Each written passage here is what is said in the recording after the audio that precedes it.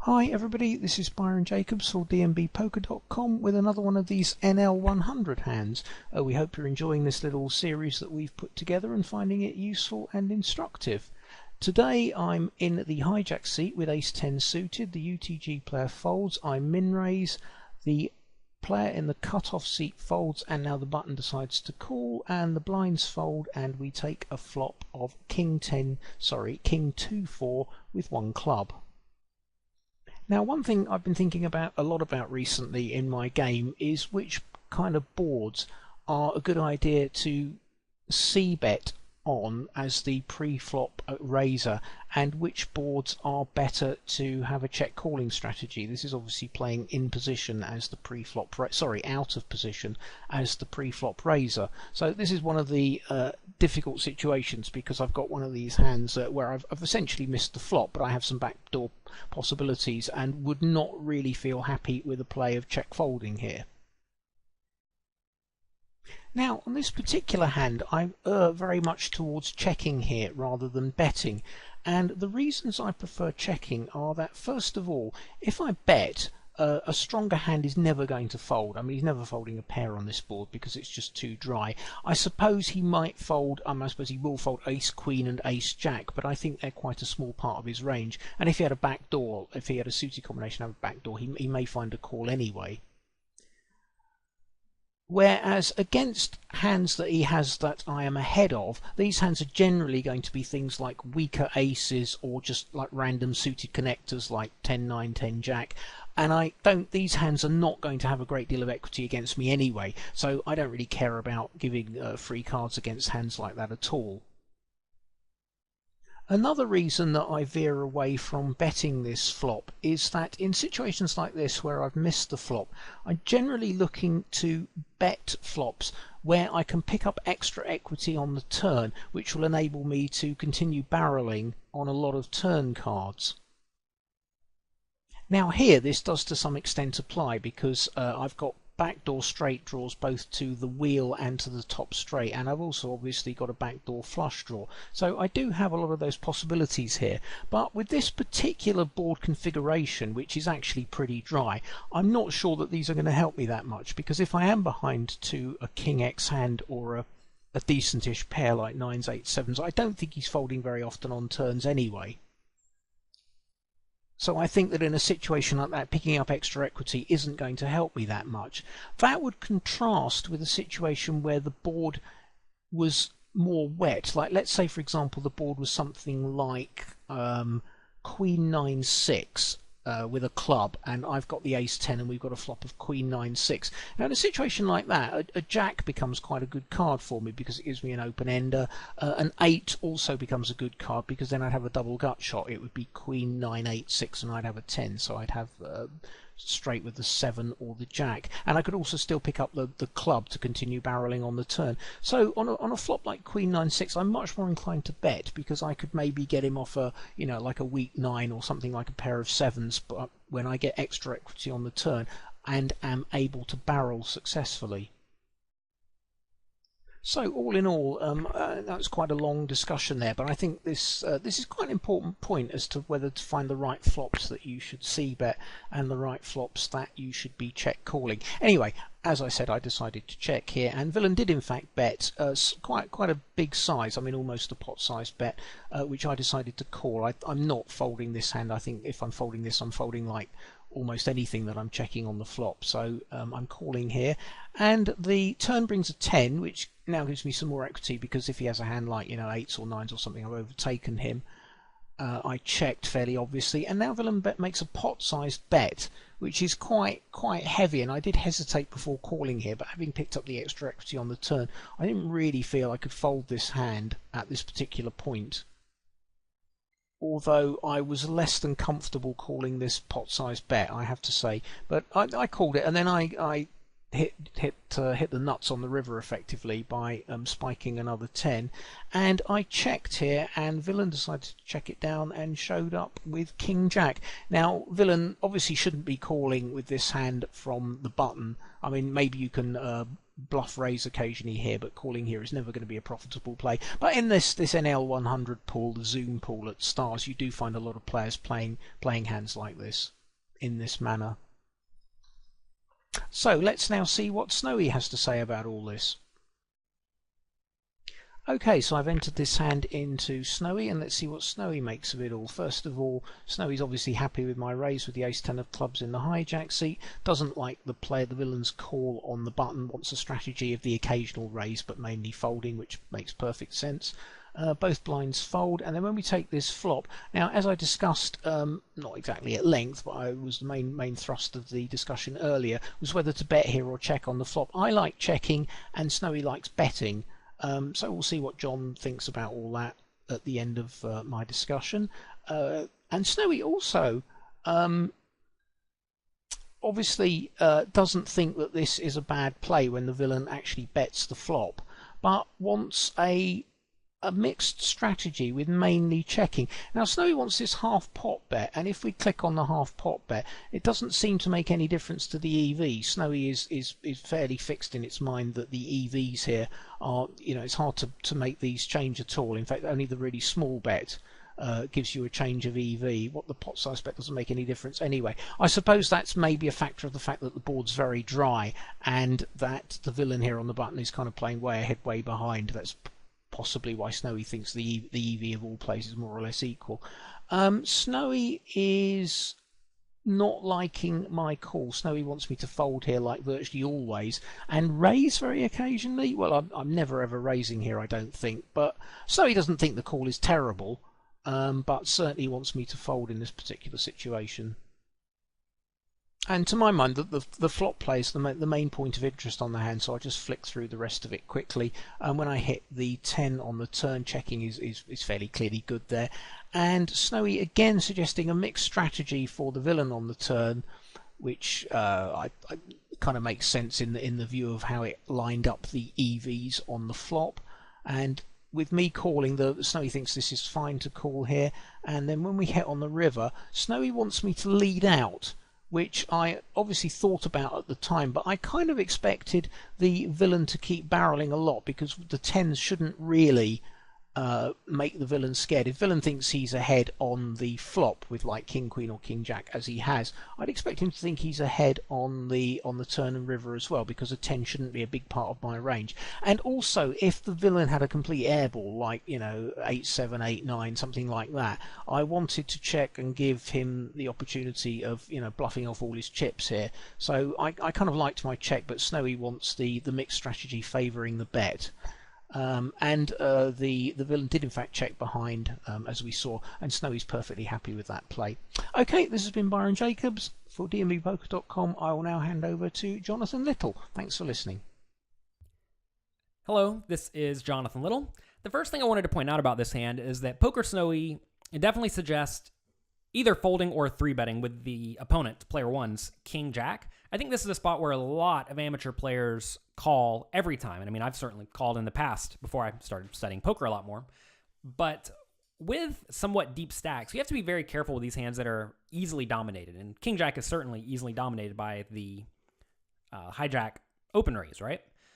I typically 3-bet this hand about half the time, which is clearly too often, as we see Snowy here suggesting only 9% of the time. So this is certainly a flaw in my game, just being a little bit too aggressive before the flop. But calling will get you in a lot of trouble. And the main time you can really justify calling here is if your opponent is particularly passive or just overly aggressive and you know any pair is good. So the opponent should either fold or 3-bet. On the flop, it likes a check for you. And this is an interesting spot because I think your hand falls right in an obvious checking range. If you bet and get called, you're often either behind or against a hand that has a lot of equity and will usually realize that equity against your somewhat marginal hand. And I think if you check and your opponent makes any normal size bet, you have a pretty easy call. Other hands you could check here, you could consider checking hands like queens. You could check hands like King 10 suited, King 9 suited if you open that, although you may not. But you have to be careful because, as we're about to see, if you check and your opponent bets, you now... Actually, let's fast forward to after your opponent bets first. Whenever your opponent bets, when it's back on you, Snowy's suggesting that you fold this hand, right? And the reason Snowy's suggesting folding this hand in this scenario is because notice your opponent bet $5 into the $6 pot. If your opponent bet 4 or less, I can almost guarantee you that Snowy's going to tell you to call. And as your opponent starts betting bigger, it should tell you to either fold or raise as a semi-bluff. And as you do see, it suggests a semi-bluff some tiny portion of the time. And I think it's important to really realize here that as you are facing a bigger bet, you should defend less often. And what this kind of implies is that you actually have a pretty strong defending range here whenever you check. Because if you're folding this hand, it basically implies you're only sticking around with perhaps ace-jack suited and better. Or ace-jack, with the gut shot, or with the backdoor flush draw. So that's a pretty snug range, which implies you're checking at least a pretty good amount of pairs, or it implies that you're checking very infrequently, and this just happens to be at the bottom of the checking range. So I don't really know what Snowy's doing in this spot, but if your opponent knows you're just going to fold a somewhat large bet, so you have to make sure you tailor your checking range to take advantage of that. Now, one thing worth mentioning here is that when you check and your opponent bets, Snowy actually suggests that your opponent checks behind. And the reason is that whenever your opponent starts betting large, as he does in this scenario, he's going to force you to fold a lot of worse hands that are drawing somewhat thin. Like notice here, you don't have a ton of equity, and he's making, well, in theory, Snowy thinks you should be folding this. So as you click through here, let's see if I can find it as you move it around. As you see, as you change the bet sizes, Snowy's going to suggest that your opponent bet more often. And that's just because he can get called by worse hands, right? Like imagine he bets $1, well, he's going to get called with all sorts of garbage. And that's fine whenever you have top pair. Whenever you do have a top pair non-nut kicker, you have to be very careful that you don't bet too big to the point that your opponent primarily sticks around when you're beat. And that's what Snowy is concerned about your opponent doing here. When he bets almost the size of the pot, he really is going to force you to fold out a lot of your junk. That said, you have to ask yourself honestly, do I ever have better hands than King Jack here? And I don't know if I do. So if that's the case, you start finding yourself in this leveling war where your opponents just be betting all three streets in this spot if your range is somewhat capped at maybe King 10 suited and worse. So definitely a cool spot on the flop. So you do decide to call, and like I mentioned, I would have called here as well, and as we saw, it was a tiny mistake. So on the turn, you check, and now the opponent bets again. Same story. He bets 15 into the 16 pot. And the issue with this is that, as Snowy again shows, you should be folding out a lot of worse hands. So betting larger in this scenario doesn't really accomplish much. However, your opponent may have just decided that you have some sort of either unpaired hand or underpair, in which case you're going to call any reasonable bet, and maybe your opponent thinks that 15 is reasonable enough. And as Snowy says now, calling is going to be perfectly standard for you. You certainly can't fold this hand. Interestingly enough, though, it doesn't think that folding is that terrible, again, because your opponent's blasting it. If your opponent bets smaller, then you could stick around. And I think that this is sort of an underutilized play that a lot of people just don't even use, don't have in their game at all. And if you play around with a lot of these game theory optimal programs, they will actually use somewhat large bet sizes on the turn. They'll bet very small on the flop, and then they'll bet huge on the turn, and that often will make the opponent fold out a lot of their range, especially if their checking range on the flop is already somewhat weak. So that puts them into a spot where they have to call for a lot of money with some sort of marginal hand. So anyway, you do check call, and I would have check called here as well. Now on the river, we have to decide if you should lead. And I would not have led here for all the reasons you discussed. You want to induce your opponent to value bet if he has a good king. You want to induce him to bluff if he has all the various bluffs he could have. So I don't mind checking, and as you see, Snowy thinks checking's fine as well. So now we have to ask, should we lead? Like, is this 10 actually good for the hero's range? And you kind of mentioned that it was kind of an irrelevant card, right? Because hero shouldn't have too many 10s. That said, when hero check calls the flop, what should his range look like if I'm trying to construct a reasonable range? It's really just going to be a lot of marginal pairs, which don't matter here. It would also be hands like ace queen and ace jack, which are pretty good bluffing hands. Then it would also be ace 10 and queen 10 and jack 10 with the backdoor flush draws, and king 10 as well. So the 10 actually does hit the hero Not very often, but it's certainly going to hit him way harder than the opponent. Notice if the opponent had a 10, like say he had Jack 10 of spades on the flop, he would have bet the flop, then checked the turn. Obviously, he can't have Jack 10 of spades exactly this time, but you see what I mean. He would have checked behind on the turn, in which case, that means that player 1 has essentially no 10s, and hero has some 10s. So now hero's leading range, I imagine, is going to be very, very small. A very small portion of his range. Maybe like 6 or 8% of hero's range should be leading on this river, according to Snowy. But it's certainly going to be leading with all the 10s. And then Snowy's just going to balance it by putting in some number of probably hands like ace, jack, and ace, queen, if I had to imagine. Or if it does have queen, jack suited, that's another hand that it could put in there very obviously. So it's an interesting spot. That said, I don't know if you're calling the turn bet with those ace, queen, and ace, jack. And maybe you check or ace, queen, jack. So maybe those hands don't even exist. So it's kind of an interesting spot where it's kind of hard to come up with very many obvious bluffs. So maybe it's telling you to bluff with something like pocket fives. Maybe it's telling you to bluff with a hand like ace five suited if you had that. Although, again, maybe that doesn't call the turn. So if you're leading with this, I imagine it's going to tell you to have some number of bluffs. And I'd be interested to see the bluffs that it is recommending. So maybe in future videos you can pull up something like that, because this is a cool spot. And as you mentioned on the river, when you check, the opponent should very likely check behind, which is what he does. And as I don't know if I mentioned this in this video or not, I certainly thought about it, but on the flop, your opponent's hand is very good for going for 2 streets of value. And typically most people will check behind the flop, bet the turn, then bet the river. And this time your opponent bet the flop and bet the turn and did not bet the river. So a top pair non-nut kicker is usually very good for 2 streets of value, but it starts to get pretty dicey when you're trying to get 3 streets of value.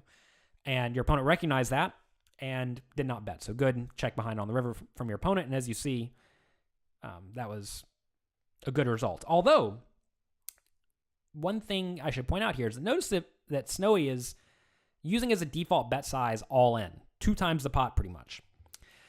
I bet if you click down to a small bet size, 0.25 times pot or half pot, it's going to say betting is either, well, it's going to probably suggest that he bets some portion of the time and checks some portion of the time if I had to guess.